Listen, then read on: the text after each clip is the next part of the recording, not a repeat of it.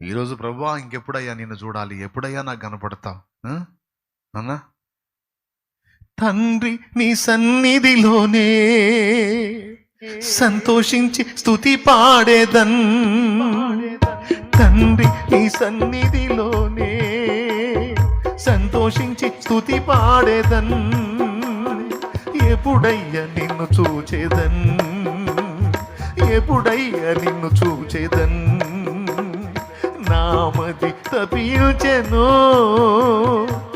నామది తప్పించెను. యజమానుడా యజమానుడా నా యేసు రాజుడా, తలంపులెల్ల నా తపన ఎంత నీ చిత్తం చేయుటయే, నా తలంపులెల్ల నా తపన ఎంత నీ చిత్తం చేయుటయే.